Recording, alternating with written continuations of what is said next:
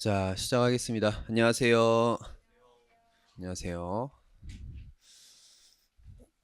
자, 오늘 개강이죠. 세무사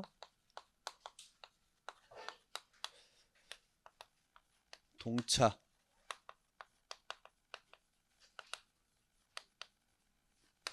자, 오리엔테이션 이제 간단하게 할 거고요.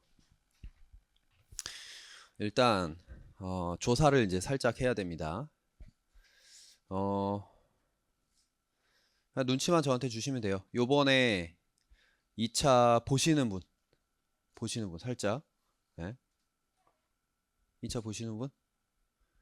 두 분밖에 없어요? 네. 쪽 오케이 오케이. 여기 거기도? 네, 오케이 오케이. 알겠습니다. 일단은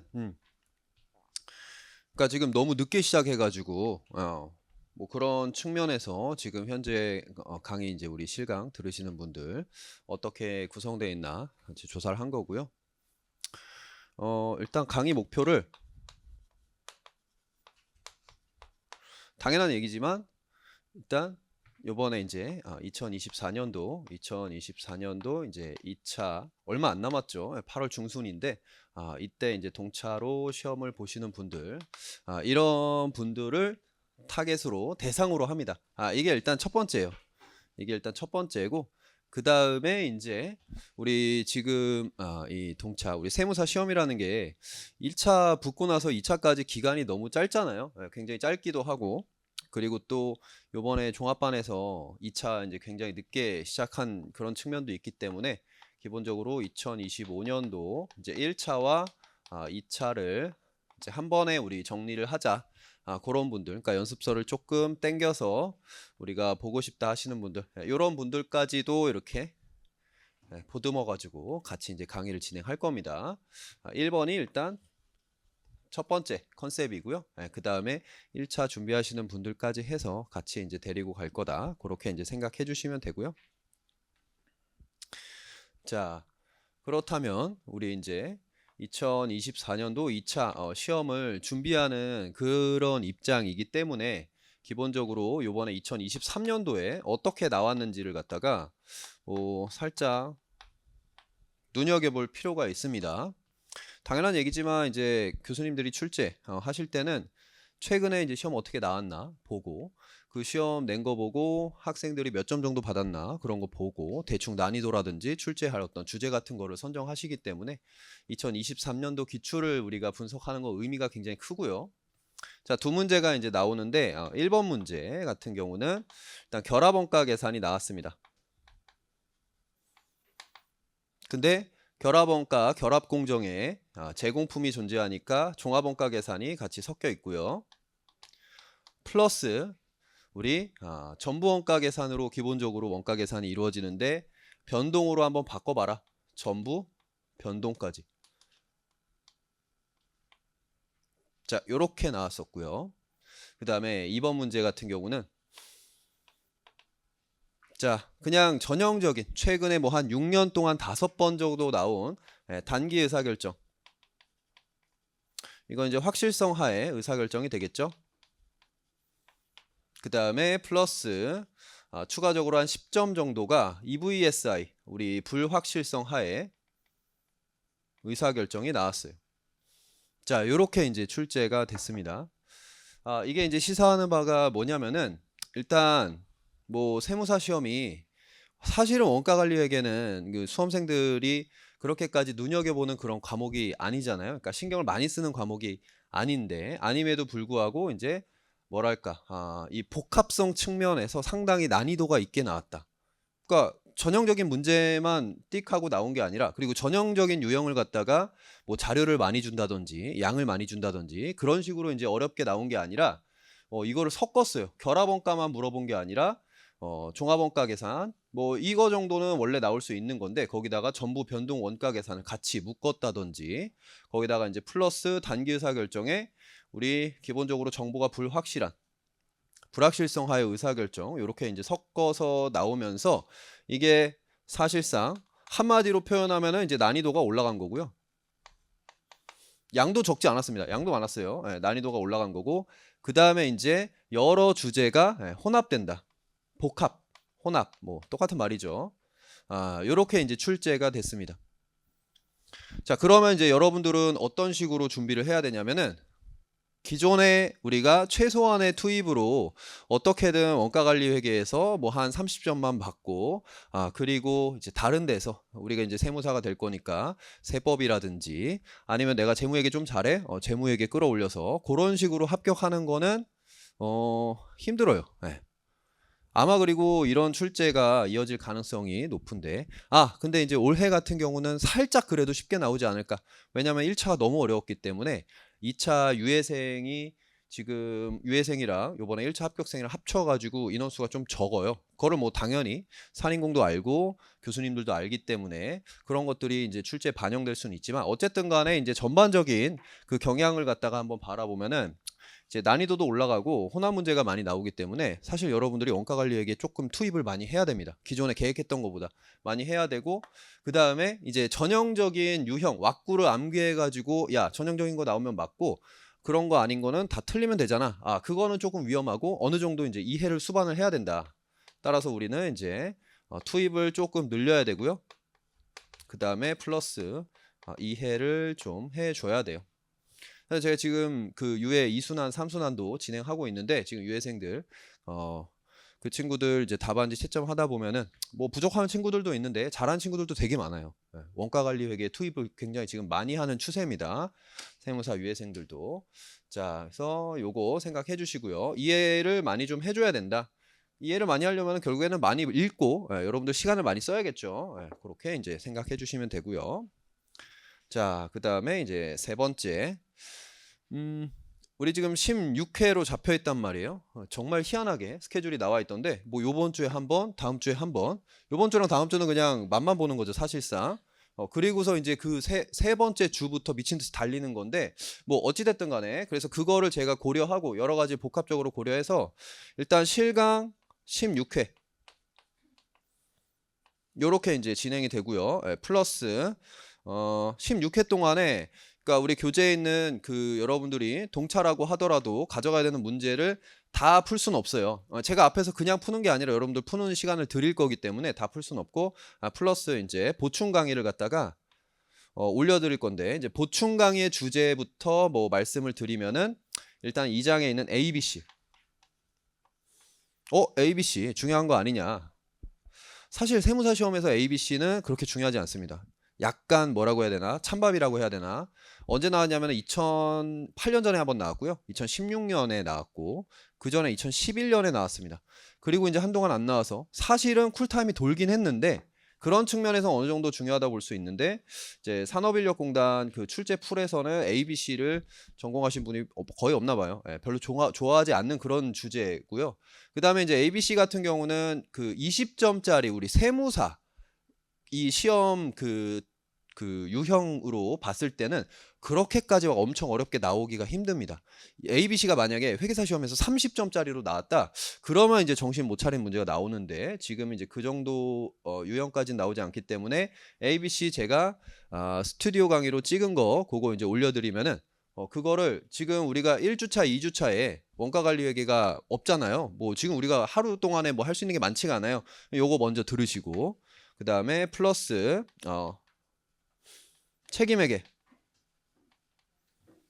책임회계와 성과평가.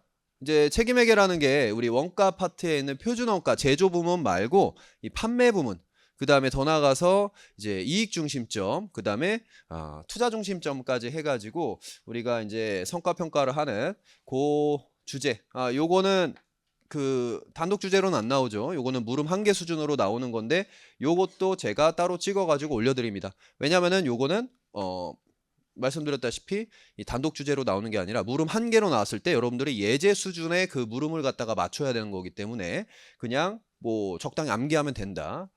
그렇게 이제 보시면 되고 요게 2011년에 나왔고 16년에 나왔고 이거는 이제 물음 수준으로 나올 거다.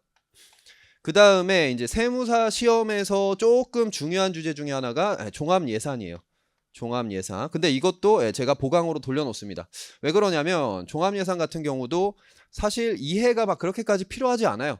요것도 여러분들 노가다성이 있는 거고 그 다음에 최근에 출제가 됐어요. 사실 이거는 22년도에 출제가 됐습니다. 22년도에 출제가 돼서 뭐 금방 또 2년 만에 출제될 만한 그런 주제는 아니기 때문에 그럼에도 불구하고 물음 수준으로 충분히 나올 수 있으니까 요것도 제가 보강으로 올려드린 거 그거 정리해 주시면 되고요. 그래서 오늘 올려달라고 할 거고요. 그 다음에 마지막으로 이제 최신 관리 파트.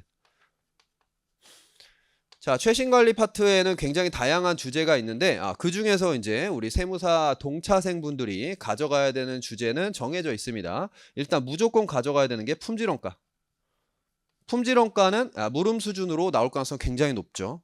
더군다나 이게 이제 뭐랑 같이 엮여서 나올 가능성이 높냐면 종합원가 계산이랑 같이 엮여서 나올 가능성이 높습니다. 실제 종합원가 계산. 근데 실제 종합원가 계산이 요번에 좀 나올 가능성이 있기 때문에 품질원가 요거는 챙기셔야 되고 그 다음에 플러스 이제 여유 되시면은 이제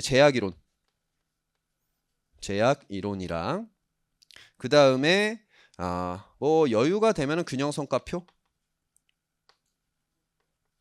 뭐 요 정도. 근데 균형성과표는 나올 가능성이 거의 없어요. 20점짜리 내기도 못하고 그러면은 20점짜리로 나오기 힘들면 물음 수준으로 나와야 되는데 물음으로 나오려면은 그 전제 조건이 뭐냐면 다른 주제랑 같이 엮여야 되거든요. 근데 균형성과표는 앞에 있는 다른 주제랑 엮이기가 힘들어요.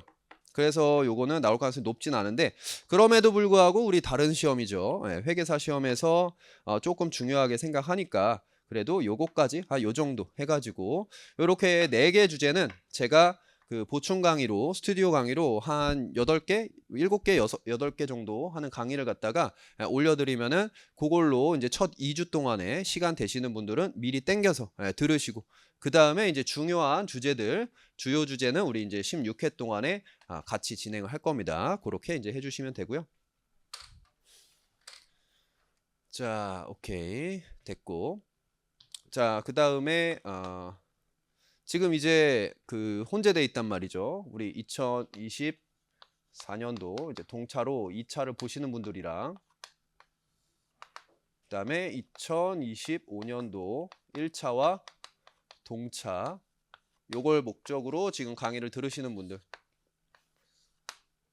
자, 이렇게 이제 혼재가 돼 있을 텐데 기본적으로 이 강의를 어떤 식으로 이제 활용하면 좋냐면 2023년도 요번에 이제 2차 보시는 분들은 그 예습을 해야 돼요. 한 50% 정도는 제가 봤을 때는 예습에 투자해야 되지 않나 싶습니다.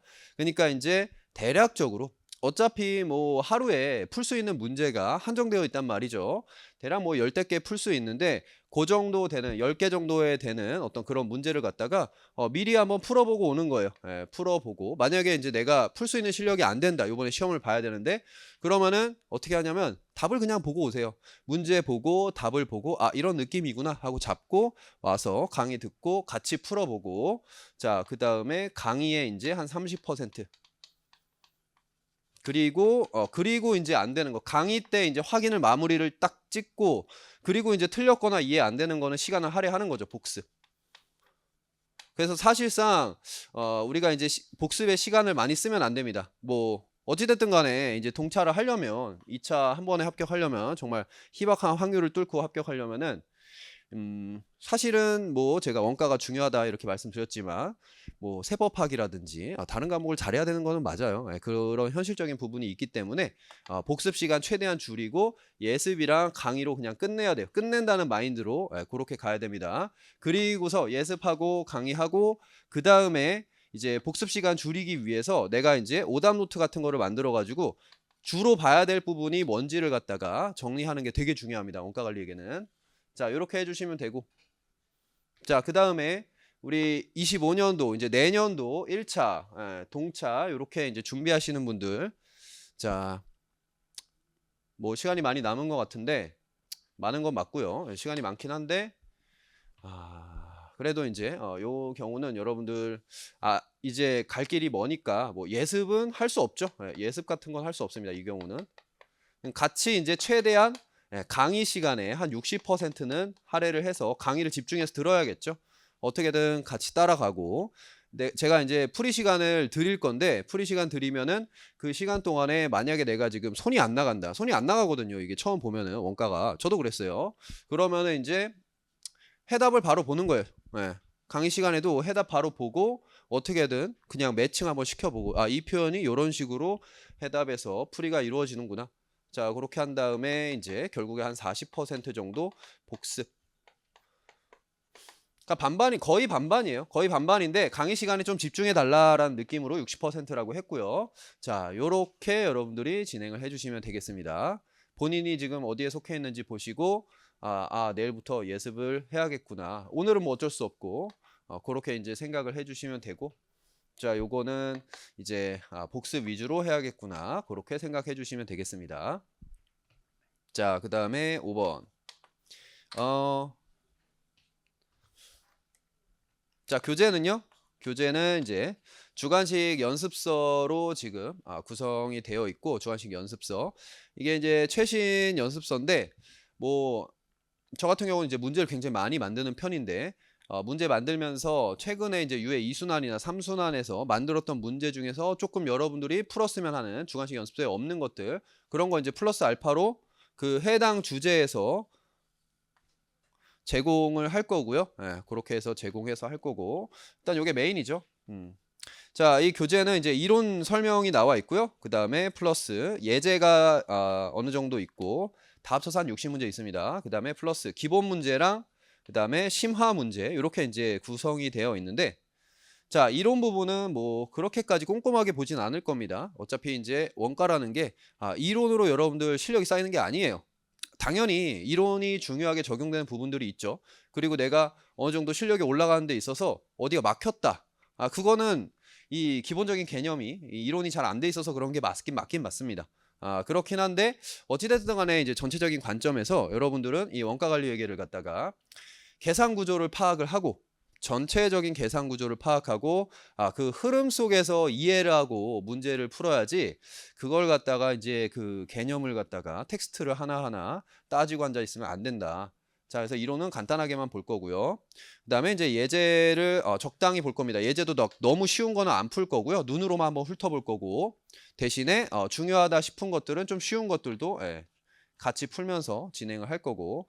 그 다음에 이제 기본 문제랑 심화 문제가 있는데, 여러분들 이게 필수 문제랑 응용 문제가 아니죠. 그냥 기본이랑 심화는 적당히 어떤 난이도 측면에서 이렇게 나눠 놓은 거지, 이게 뭐 중요도 측면이 아니에요. 그러니까 기본만 풀고 가도 되나요? 그런 건 안 됩니다. 당연히 심화에 있는 중요한 문제들도 많이 풀어야 돼요. 그래서 전반적으로 대부분의 문제를 다 풀 거예요. 만약에 이제 조금 그 제끼는 부분 문제들이 있다면은 그거는 이제 기본이랑 심화 할 것 없이 제가 찝어 드릴 거고, 그런 것들만 제끼고 나머지는 같이 쫙 풀어본다. 우리 이제 연습서가 두꺼워 보이는데 해설이 조금 풍부한 편이고요. 이론도 있고 해서 문제가 막 그렇게 많지 않거든요. 그리고 이제 보충 강의로 돌리는 것들은 문제를 또 다 안 풀어요. 거기서는 핵심 여러분들 이 문제들만 외워가세요 하고 주제별로 이렇게 중요 그것들만 해주기 때문에 결국에는 이 주요 주제들은, 주요 챕터들은 기본이랑 심화 대부분 다 푼다라고 생각해 주시면 됩니다. 동차라고 하더라도. 자, 오케이. 요 정도? 요 정도 진행이 될 것 같아요. 자, 질문 있나요? 없어요? 네. 자, 시간표가 뭐 이렇게 됐어요. 너무 바빠가지고 들어갈 시간이 없었습니다.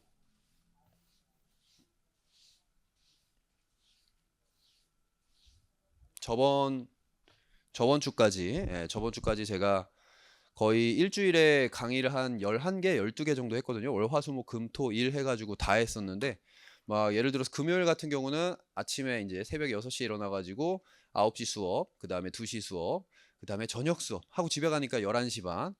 그거를 이제 한 4주 정도 하다가 이제 지옥이 저번 주 금요일 날 끝났습니다. 저번 주 금요일 날 끝나서 그것 때문에 이제 이렇게 뒤로 밀렸고요. 이제 세무사 동차 여기 집중해야죠.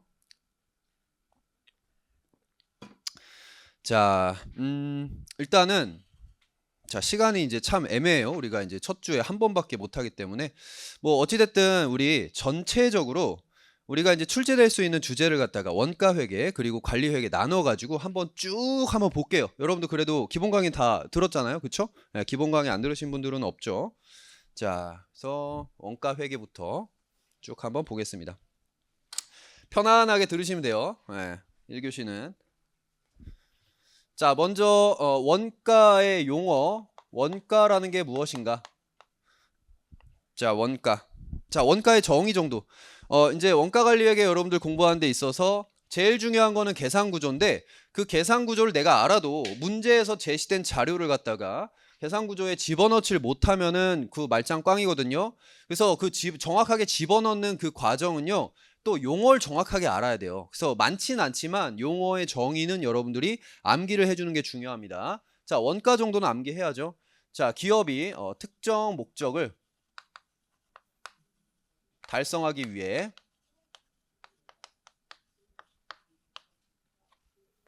자, 희생되었거나 혹은 희생될 그런 경제적 자원.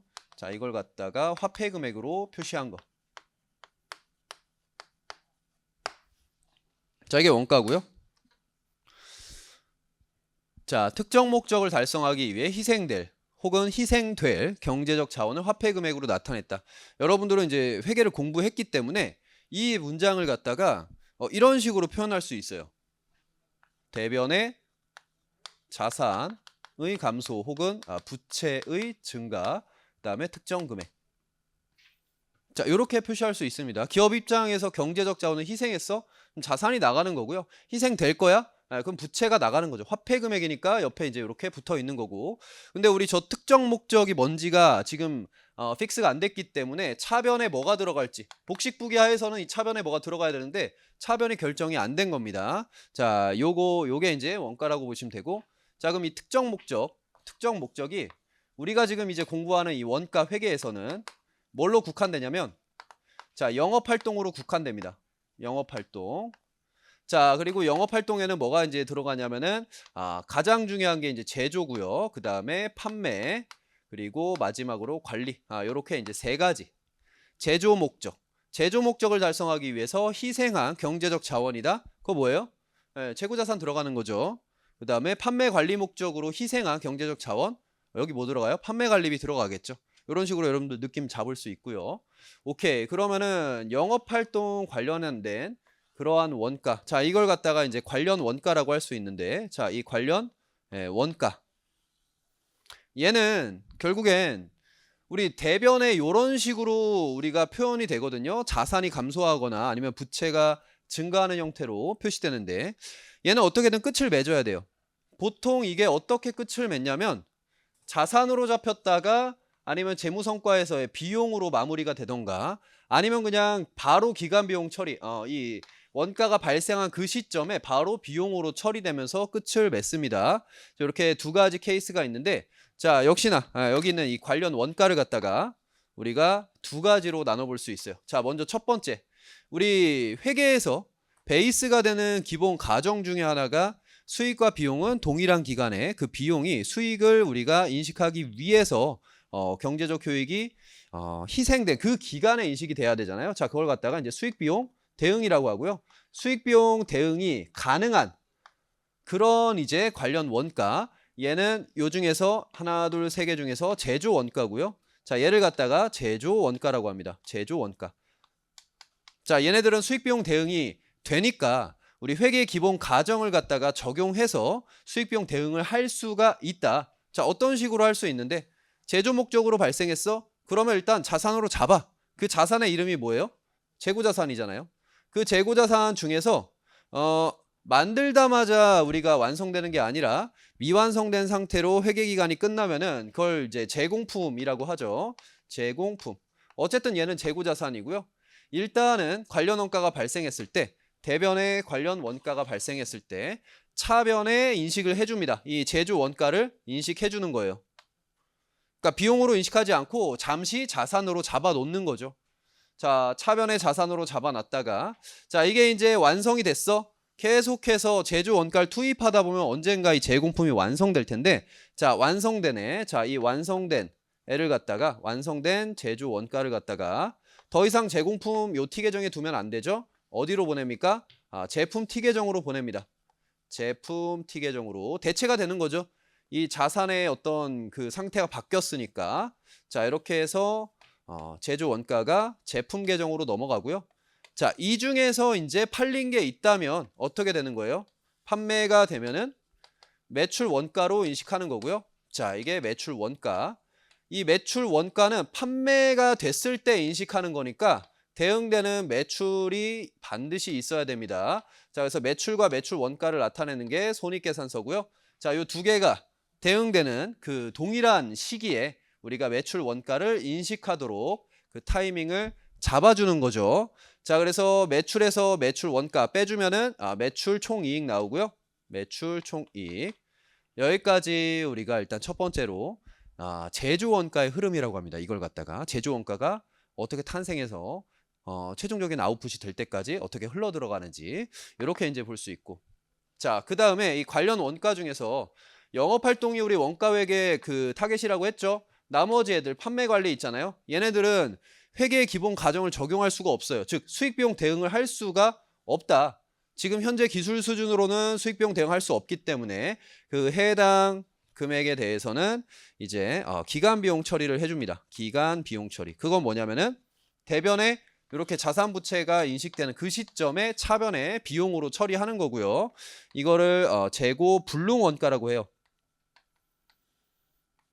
그러니까 얘네들은 재고 가능 원가가 되겠죠.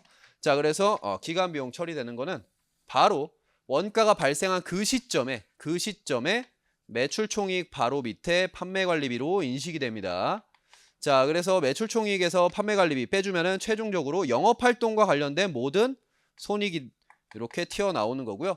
여기서부터 여기까지가 우리 원가 회계에서 주목하는 그런 이제 손익이라고 보시면 돼요. 요 밑단에서 뭐 재무 활동이나 투자 활동으로서 이자 비용, 자금 조달 비용, 뭐 법인세 비용 이런 것들이 있을 수 있는데 원가 회계에서는 걔네들을 무시합니다. 걔네들은 우리의 어떤 관심사가 아니다. 요렇게 이제 보시면 되고요.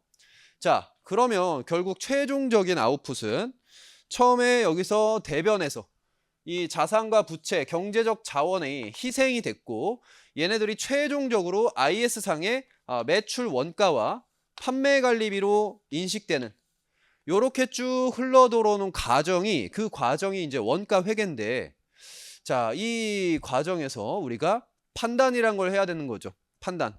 어떻게 이제 판단해야 되는 거냐? 야, 관련 원가 이 중에서 뭐가 제조 목적이고 뭐가 우리 판매 관리비인데, 뭐가 판매 관리 목적인데, 자, 얘는 이제 판매 관리.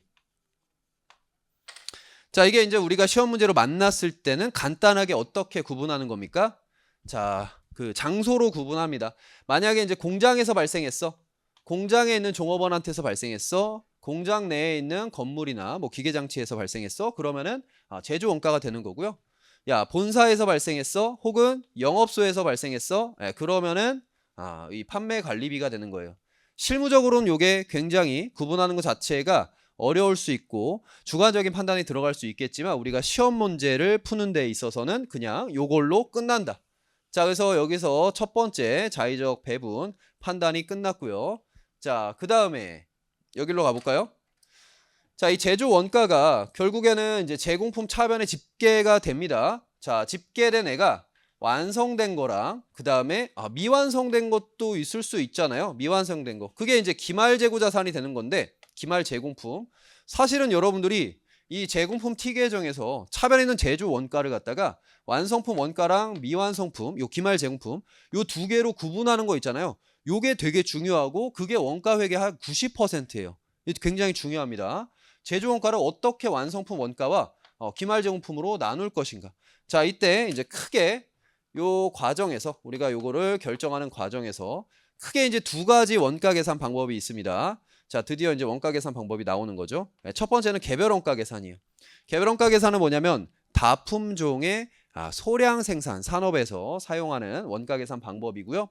특정 작업이나 제품을 생산할 때 작업 원가표라는 그 표를 갖다가 원가를 기입하는 어떤 그 베이스로 삼고 거기다가 추적 가능한 애들은 바로 기입을 하고 추적이 불가능한 애들은 합리적인 배분 방법을 통해서 배분해 주는 겁니다. 자, 그래서 이 개별 원가 계산을 쓰기 위해서는 이 제조 원가를 어떻게 구분하는 게 중요해요? 추적 가능한 애들이랑 추적 불가능한 애들로 구분하는 게 중요하다. 자, 그렇게 해서 우리가 이 완성품 원가와 기말정품 원가를 결정해 주고요. 자, 또 다른 방법이 이제 뭐가 있냐면은 종합원가 계산이라는 게 있습니다. 자, 양대 산맥이죠. 얘네 둘이 종합 원가 계산. 종합 원가 계산은 이제 양 극단에 있는 애들이에요. 대척점에 있는 애들인데 얘가 극단적으로 다품종 소량이면 얘는 단일 품종을 연속 대량 생산하는 겁니다. 그렇기 때문에 얘 종합원가 계산에서 생산하는 그 제품들은 일정 기간 동안 이 제품 원가를 동일하다라고 그냥 취급을 하고요. 그냥 일정 기간 동안에 발생한 제조 원가를 평균치로 나눠서 그냥 근사치로 우리가 여기 있는 숫자들을 갖다가 뽑아내는 게 그게 이제 종합원가 계산이다. 근데 우리가 평균치로 뽑아내더라고 하더라도 그래도 우리가 평가하고 판단해야 될 게 있는데 그게 이제 뭐냐면은 얼마나 완성됐는지 얼마나 완성도가 진행됐는지 그 평가의 문제이고요. 그러니까 예를 들어서 완성품이랑 기말 제공품이 이 공정 착수 시점에 투입된 재료 같은 경우는 공평하게 야 완성품 100% 완성된 애랑 이 미완성품 한 20% 완성된 애가 동일하게 한 개 분량씩 투입이 됐어. 재료 같은 경우 그럴 수 있는데 가공 원가, 공정 전반에 걸쳐 균등하게 투입된 가공 원가 같은 경우는 그게 이제 동일한 어떤 대우를 받으면 안 된다. 얘를 더 많이 투입해야 되고 얘를 적게 투입해야 된다. 자, 그래서 그 차이를 갖다 유발시키는 게 뭐냐면은 원가 투입 양상입니다. 일정 시점에 투입되냐 아니면은 공정 전반에 걸쳐 투입되냐. 그래서 일정 시점에서 투입되는 우리 재료 원가, 직접 재료 원가, 그다음에 공정 전반에 걸쳐서 투입되는 가공 원가. 요렇게 이제 원가를 구분하는 게 종합 원가 계산은 중요하고요. 자, 가공 원가는 추적 가능한 직접 노무 원가와 추적 불가능한 제조 간접 원가 요거를 합쳐서 가공 원가라고 하고요. 자, 그래서 우리가 개별 원가 계산과 종합 원가 계산을 구하기 위해서 이걸 하기 위해서 제조 원가를 갖다가 직접 재료, 직접 노무, 제조 간접 원가로 구분하는 게 필요합니다. 그리고 또 이 개별 원가 계산에서 뭐 부문별로 혹은 원가 행태별로 또 우리가 배분하다 보면은 여기는 추적 불가능한 제조 간접 원가 이거를 원가 행태에 따라서 변동 제조 간접 원가와 고정 제조 간접 원가로 나눌 수 있다. 그래서 우리가 최종적으로 제조 원가는 직접 재료, 직접 노무, 변동 제조, 고정 제조 간접 원가 네 가지 항목으로 접근을 하게 될 거고요. 자, 얘네들이 4개나 되기 때문에 이걸 다 합친 제공품 차변에 집계되는 제조 원가를 총제조 원가라고 하고요. 자, 이 총제조 원가는 계속 기업이야. 전기부터 계속해서 우리가 영업을 개시해 왔으면은 우리 기초에 기말 제공품이 넘어와서 기초 제공품이 돼 있을 거 아니에요. 자, 얘는 전기의 총 제조 원가 금액을 일부 가지고 있을 거고 그 금액이랑 구분하기 위해서 얘 앞에 단기라는 말을 붙입니다. 자, 그래서 단기에 발생한 직접 재료, 직접 노무, 변동 제조, 고정 제조 간접 원가 얘네들은 전부 다 단기 총 제조 원가에 포함되는 거고요. 이 단기 총 제조 원가에 있는 4가지 원가 요소 구분은 우리가 개별 원가와 종합 원가 계산을 하기 위함이다. 자, 요걸 통해서 우리가 또 제공품 차변에서 대변으로 이렇게 구분할 수 있는 거고. 자, 그 다음에 넘어와서 제품 차변에서도 뭐 기초 제품 전기에 완성됐는데 팔리지 않은 거랑 그 다음에 자, 제품 차변에 여기 넘어온 요 제조 원가는 제공품 차변의 단기 총 제조 원가 이거랑 이제 구분하기 위해서 얘는 제품 제조 원가라는 말을 씁니다. 완성됐으니까 얘는 그냥 발생한 거고 얘는 완성이 된 거고 그 다음에 얘도 역시나 전기 거랑 구분하기 위해서 앞에 단기를 붙여서 단기 제품 제조 원가 그러니까 요게 단기 제품 제조 원가가 되는 거죠. 단기 제품 제조 원가 요렇게 이제 이름을 붙일 수 있고요. 자, 기초랑 단기 제품 제조 원가 2개 더하면은 우리 판매 가능한 제품 원가가 될 것이고요. 대변에 팔린 금액, 매출 원가와 기말 제품을 구성하게 될 겁니다. 자, 이때도 뭐 판단이 들어갈 수 있는데 이때 들어가는 판단은 사실상 우리 원가회계에서는 그렇게 주목하지 않습니다. 그냥 혹시나 들어갈 수 있는 개념이 뭐냐면 선입선출법이나 아니면 개별법, 뭐 평균법 이 정도가 들어갈 수 있는데 이건 여러분들이 재무회계 시간에 이미 다 공부했기 때문에 사실상 여기서는 뭐 초점이 아니다라고 보시면 되고요. 자, 요거까지 우리가 다 고려하면은 결국에는 원가가 발생했을 때 최종적으로 손익계산서상의 매출 원가와 판매관리비 얘네들을 구하는 과정에서 자의적인 배분 판단을 갖다가 다 할 수 있는 거예요. 자, 이게 제조원가의 흐름이었고요. 이 과정에서 2가지 원가 계산 방법 개별 원가 계산과 종합 원가 계산을 봤습니다. 자, 그러면은 원가회계에서 우리가 공부하는 원가 계산 방법이 저 두 개만 있느냐? 두 개만 있는 건 아니고요. 종합원가 계산 다음에 이제 공부하는 건 뭐냐면은, 자, 여기 단기 제품 제조 원가가 완성품에 귀속되는 건데, 어떤 특정 공정 내에서 동일한 제조 원가를 가지고서 완성된 제품이 뭐 두 개 이상이다. 이런 경우에는 그 해당 제품을 갖다가 결합 제품이라고 하고요. 그러니까 완성된 게 두 개 이상의 제품인 거예요. 자, 그러면은 요거를 결합 제품이라고 하고, 그러면은 여기 있는 이 단기 제품 제조 원가를 각각 두 개 이상의 결합 제품에 어떻게 우리가 원가를 배분할 것인가 하는 문제가 결합 원가 계산이고요. 결합 원가 계산. 자, 뭐 여러 가지 물량기준법이라든지 순실현가치법, 상대적 판매가치법, 균등이익률법 이런 것들을 원가 배부 기준에 따라서 공부를 하게 될 거고요. 자, 그 다음에 결합 원가 계산 다음에 우리가 공부하는 게 이제 뭐냐면, 사실은 이전에 하나 공부하는 게 더 먼저 있죠.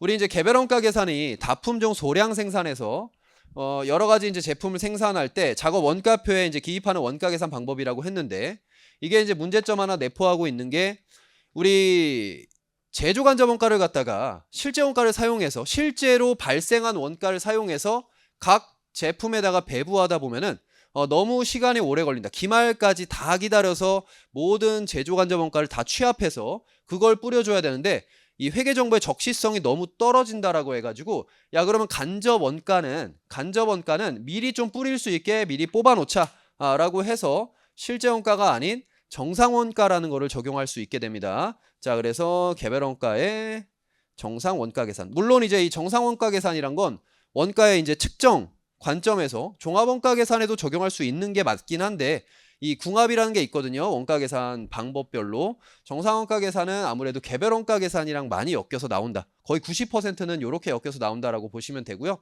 요거는 우리 직접 원가에 대해서는 실제 원가, 그리고 제조 간접 원가에 대해서는 예정 배부를 하는 그런 원가 계산 방법이다.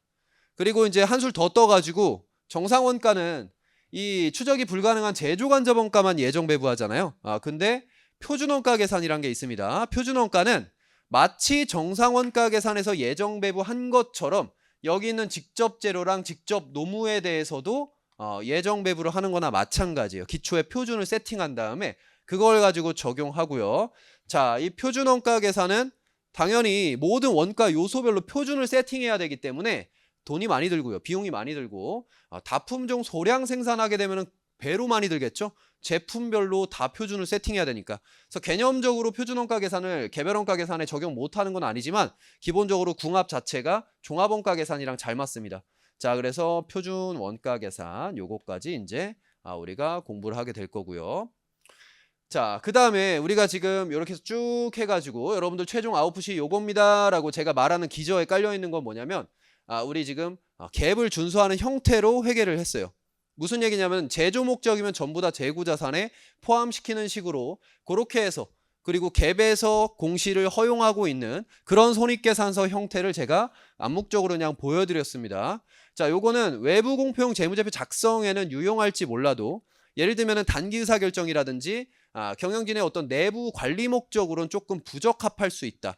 왜냐하면 이 갭이라는 게 기본적으로 불특정 다수의 제3자, 정보 이용자들, 주주라든지 채권자들, 얘네들의 공통적인 어떤 그 투자 의사 결정을 위한 기본 베이스를, 기초 정보를 제공하는 목적으로 이게 만들어진 거기 때문에 장기적인 의사 결정에서는 유용한데 단기 의사 결정에서는 그닥 유용하지가 않아요. 그 단례가 뭐냐면은 기본적인 가장 이제 기본적인 예가 감가비 같은 거. 예. 그 자산을 갖다가 취득했는데 돈이 나갔어. 지금 10억이 나갔는데 그 10억을 갖다 비용 처리를 하지 않고 꾹 기다리죠. 어떻게? 그 기계장치를 통해서 해당 자산 통해서 수익이 인식될 때까지 기다렸다가 거기에 맞춰서 수익 비용 대응해서 우리가 비용 처리한단 말이에요. 자, 이런 것들이 이제 장기적인 의사결정에는 유용하겠지만 기본적으로 이 단기 의사결정에 유용하지 않기 때문에 내부 관리 목적으로 이 회계를 하기 위해서 우리가 어떻게 원가 계산해야 될 것인가? 자, 그게 이제 변동원가 계산입니다. 자, 변동원가 계산은 제조 목적으로 발생한 여기 있는 요 원가 요소들 중에서 누구만, 변동 원가만 제품 원가에 포함시켜요. 여기서부터 여기까지만 얘네들만 제품 원가에 포함시키고, 이 고정 원가, 조업도 수준에 비례하지 않는 고정 원가는 그냥 기간 비용 처리합니다. 기간 비용 처리하는 요게 이제 뭐냐면은 변동 원가 계산. 변동 원가 계산. 한술 더 뜨는 게 뭐예요? 여기 있는 변동 가공 원가까지도 요거랑 요거까지도 기간 비용 처리하고 직접 재료 원가만 제품 원가에 가산하는 거. 그게 이제 초변동 원가 계산이죠. 자, 초변동 원가 계산. 자, 그 다음에 사실 뭐 원가 회계에 포함되기도 하지만 이거 약간 최신 관리 파트에서 조금 더 비중 있게 다뤄지는 게 뭐냐면은 ABC라는 게 있습니다. ABC는 뭐냐면 우리 개별 원가 계산이 간접 원가는 이 작업 원가표에다가 배부해야 되잖아요. 배부할 때 이 전통적인 방식은 단일의 어떤 배부 기준, 뭐 직접 노무 시간, 기계 시간, 직접 노무 원가 이런 걸 바탕으로 배부하는데 그러다 보면은 원가 왜곡이 심해질 수 있고 원가 왜곡이 심해지면은 여기는 이제 요 숫자 자체가 회계 기준에 위배된다 이거죠. 그리고 의사결정 자체에서도 틀어질 수 있고 자 그래서 조금 더 이 제조 간접 원가를 정확하게 작업 원가표에 배부하기 위해서 사용되는 게 ABC. 중간에 이제 활동이라는 항목으로 카테고리로 원가를 다시 재집계하고 그 활동별로 집계된 거를 갖다가 각각의 활동 원가 동인에 따라서 인과관계가 높은 여러 개의 원가 동인으로 배부하니까 더 정확하겠죠. 그렇게 가는 게 ABC라는 게 있습니다. 자, ABC까지. 자, 여기까지가 원가 회계에서 공부하는 내용들이고요. 그래서 올해 뭐가 나올 것 같냐? 올해 이제 실제 종합 원가 계산 나올 것 같고요. 표준 원가 계산도 나올 것 같습니다. 요렇게 이제 두 가지 정도 뭐 찍어볼 수 있고요. 큰 의미는 없지만 이렇게 찍는다는 것 자체가 어쨌든 마지막에 우리가 선택과 집중해야 되면은 그때 이제 참고할 수 있겠죠.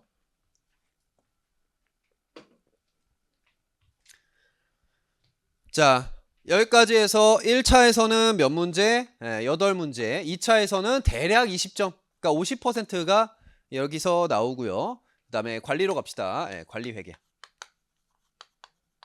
자, 관리 회계는 크게 두 가지로 나뉩니다. 크게 어떻게 나뉘냐면은 의사결정.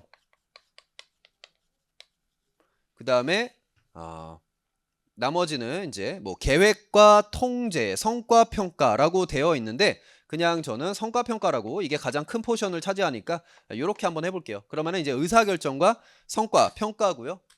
자, 의사결정이라는 거는 뭐예요? 우리 두 개 이상의 선택 가능한 대안이 있을 때 그 중에서 어떤 특정 의사결정 기준을 바탕으로 해가지고 한 개를 갖다가 선택하는 거예요. 자, 그 과정이 이제 의사결정인 거고요. 자, 이 의사결정은 또 카테고리가 어떻게 나뉘냐면은 단기 의사결정이랑 그러니까 한 회계기간 내에서의 의사결정, 그 다음 장기 의사결정. 장기 의사결정을 자본예산이라고 하는데 자본예산은 사실 우리 교재에 있긴 있는데 보시면은 제가 지워버렸는데 아까 보충해도 뺐죠. 예. 요 자본예산까지 하는 거는 조금 오반 것 같아요. 예. 그래서 세무사, 동차 때는 안 합니다. 사실 유예 때도 안 해요. 예. 유예 때도 안 하고 요거는 이제 교재에 있긴 있는데 왜냐면 원가관리회계 교과서에 뭐 있긴 있거든요. 사실 원서라든지 이런데 있긴 있는데 요거는 이제 자본예산 파트는 너무 이제 원가관리회계 수험 범위를 갖다가 많이 넘어서는 측면이 있고요. 우리 세무사 시험에 나온 적이 있느냐? 뭐 30년 전에 나왔겠죠. 최근 한 20년 이내에 한 번도 나온 적 없습니다. 1차, 2차 통틀어서. 그래서 일단은 뭐 제끼는 거고요. 자, 일단 이렇게 볼 수 있고 그 다음에 자, 확실성하의 의사결정과 불확실성하의 의사결정. 확실성하 의사결정, 불확실성하 의사결정. 이제 우리가 이제 의사결정 하는 데 있어서 의사결정의 기준이 되는 게 결국에 우리는 관리회계를 공부하게 되면은 재무적인 관점에서 의사결정하게 되거든요. 재무적인 관점에서 의사결정한다는 거는 기업에 미치는 이 손익이 얼마인가 그걸 바탕으로 의사결정하는 거예요. 근데 확실성하의 의사결정은 정확하게 손익이 나옵니다. 여러분들이 계산만 안 틀렸으면 자료가 다 100% 주어지고 그걸 바탕으로 A 대안은 손익이 얼마다, B 대안은 손익이 얼마다. 자, 이렇게 나왔을 때 그 두 개를 비교해서 우리가 의사결정하는 거 그게 확실성하의 의사결정이고요. 불확실성하의 의사결정은 뭐예요? 완전 모르는 건 아니에요. 완전 모르면 아무것도 할 수 없죠. 이건 확률로서 아는 겁니다.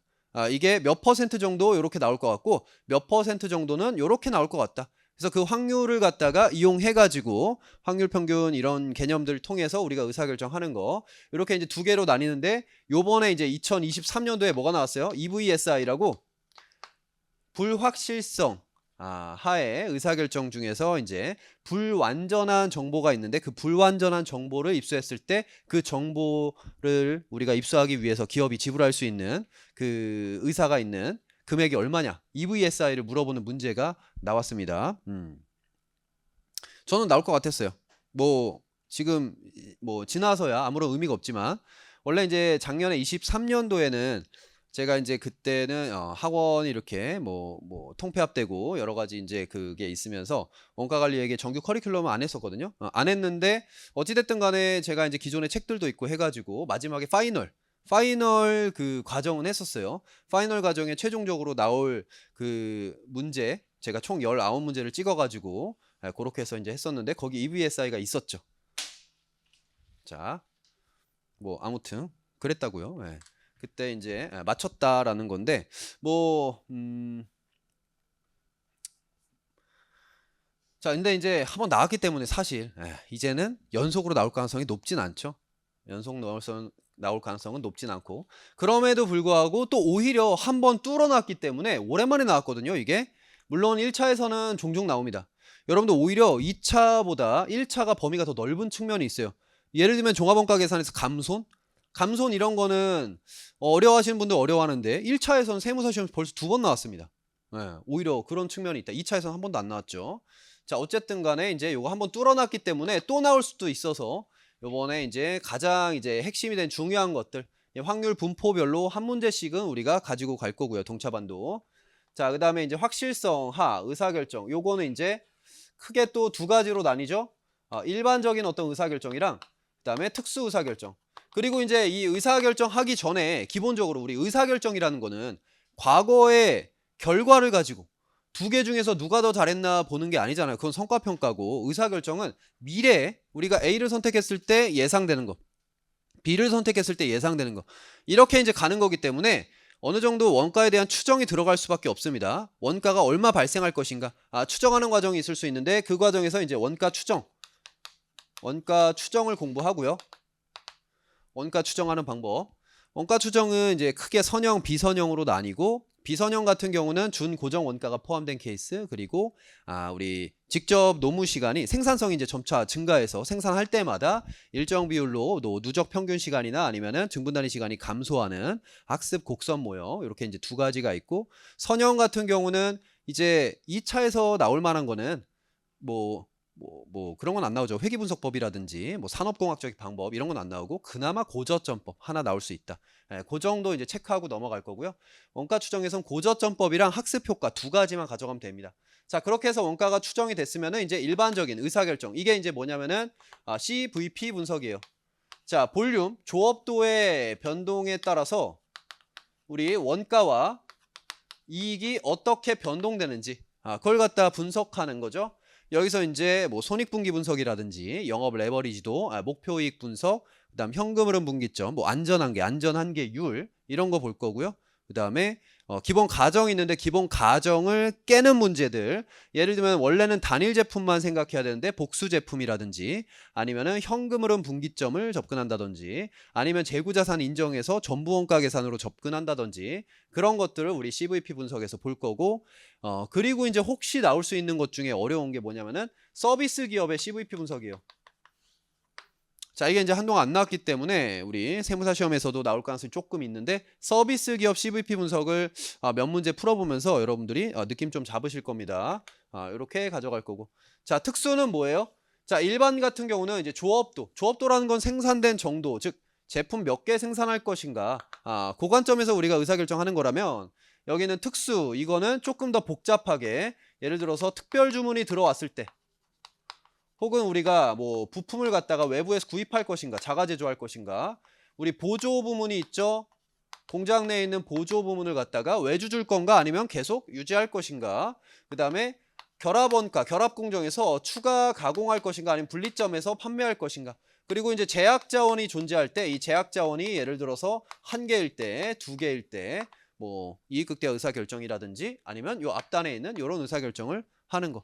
자, 이런 것들이 이제 특수 의사결정이고 사실상 너무 좋아하죠. 요거는 뭐 교수님들이 요새 출제 많이 들어가는 교수님들은 여기는 이 단기 의사결정 요 파트를 갖다가 최근 6년 동안 5번 나왔습니다.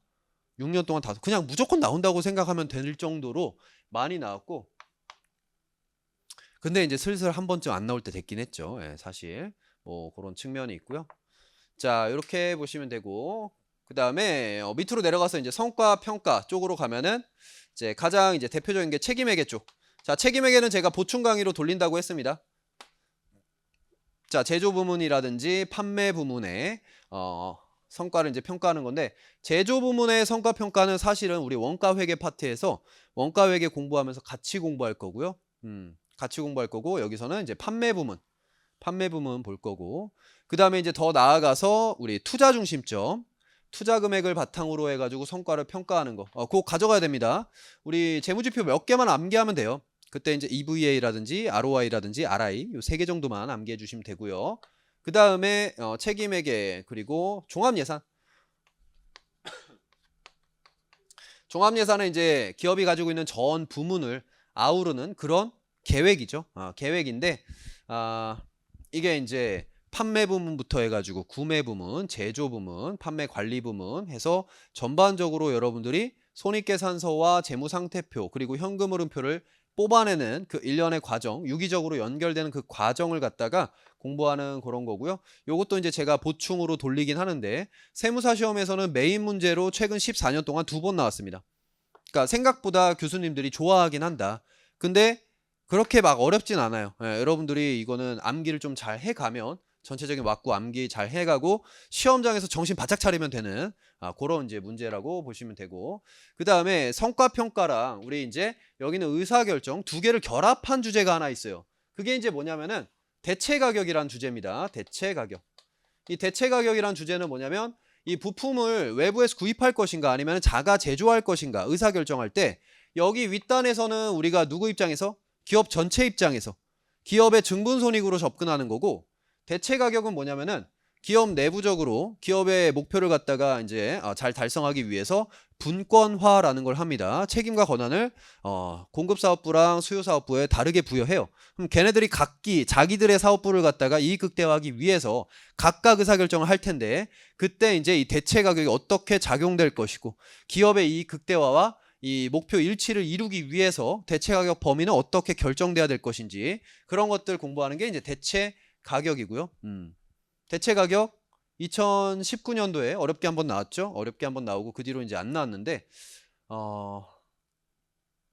대체가격 우리 연습서에 있는 것 정도 공부하시면 됩니다. 이거는 사실은 대체가격은 사실 예상이 잘 안 돼요. 네, 나올지 안 나올지. 그래도 항상 이제 기본적인 거 잘 가져가야 될 것이고요. 막 엄청 어렵게 나오진 않을 것 같아요. 대체가격 어렵게 나오면은 진짜 대책이 없거든요, 요거. 그래서 대체가격까지 이렇게 해주시고, 그 다음에 이제 최신관리 파트라고 해서 기본적으로 이 성과평가 쪽 주제가 많은데, 최신관리 파트 여기 뭐 엄청나게 많죠.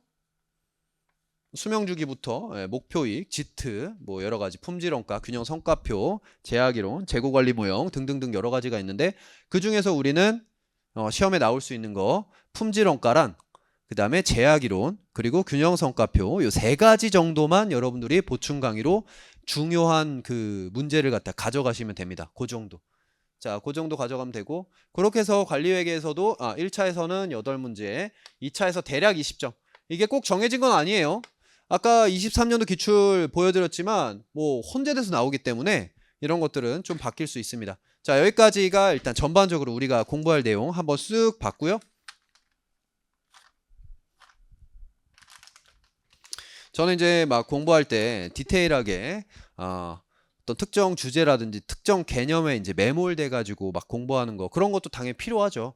어차피 이제 시험에서 우리가 정답을 고르는 과정에서는 필요한데, 근데 실력이 결국에 늘려면은 큰 그림이 항상 중요해요, 여러분들. 큰 그림, 특히 이제 세법학 같은 거, 그런 거 공부할 땐 제가 봤을 때 더 중요하다고 생각합니다. 원가관리회계도 마찬가지긴 한데, 큰 그림 항상 생각을 해주시고요. 자, 그래서 교재 보시면은 교재는 요 연두색 요 교재를 사용합니다. 순서대로 그냥 풀 거예요. 그러니까 그 교재 구성이 이렇게 돼 있잖아요. 이론 부분이 있고 예제가 있고 기본 문제가 있고 심화가 있는데, 당연한 얘기지만 이론에서 그 해당 챕터에서의 모든 이론이 쫙 나오고 그 다음에 이제 기본 문제가 쫙 나오는데, 그러면 이론 부분의 맨 마지막 부분은 기본 문제 1번보다도 훨씬 뒤쪽에 있는 내용이겠죠? 네. 근데 그냥 순서대로 할게요. 왜냐면 어차피 여러분들은 지금 기본 강의 듣고 온 거고, 그쵸? 네, 기본 강의 듣고 오셨고, 그 다음에 뭐 이론이라든지 예제가 엄청 어려운 게 없기 때문에 그런 느낌으로 이렇게 쭉 해서 복습을 좀 용이하게 만드는 게 학습하실 때 더 좀 수월할 거기 때문에 그렇게 쭉 갈 거고요. 거의 이제 챕터도 보충 강의를 제외하고 순서대로 할 겁니다. 보충 강의 제외하고 그냥 순서대로. 그래서 여러분들이 만약에 내가 예습을 좀 하고 싶다, 그러면은 적당히 보고 한 뭐 10문제 정도? 하루에 뭐 몇 문제 정도 풀지 대충 이제 수업 좀 듣다 보면은 감이 올 테니까 그렇게 해가지고 그냥 적당히 예습하고 오면 될 것 같고요. 문제는 뭐 다 풀진 않겠지만 꽤나 많이 풀 겁니다. 꽤나 많이 풀 거고. 자, 오케이, 뭐 요 정도.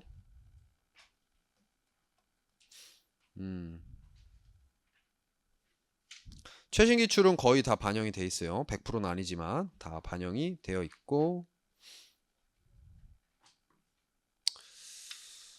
자, 뭐 그렇게 하고 그 다음에 이제 지금 뭐 상담을 받고 싶거나 아니면은 그러면은 이제 게시판을 이용하면 되는데, 사실 지금 게시판이 미쳤어요. 예, 지금 회계사 2차가 얼마 안 남았잖아요. 제가 하루에 20개에서 30개 정도 지금 답변을 달고 있는데 이제 좀 누그러지고 있는데 하루에 한 50개에서 60개 정도 이상 올라오거든요. 지금 누적으로 한 200개 정도 쌓여 있고 2차가 얼마 안 남아서 어쩔 수 없어요. 예, 회계사 2차. 제가 맡은 과목이 많다 보니까 어쩔 수 없이 이렇게 한데, 그래서 이제 게시판 같은 경우는 한 2주에서 3주, 지금 현재 6월 오늘 며칠이야? 6월 한 중순 시점으로 해가지고 2주에서 3주 정도는 답변이 조금 느릴 수 있다. 원래는 제가 근데 답변 굉장히 빨리 답니다. 그래서 지금 급하다 싶으신 분들은 그 온라인 강의 들으시는 분들도 요거 제 핸드폰 번호로 문자로 상담이나 그 뭐 여러 가지 질문 같은 거를 해소를 하시면 되겠습니다. 나중에 2, 3주 뒤에는 이제 게시판 이용하시면 좋고요. 요거 적어놨다가 질문 같은 거 하시면 되고.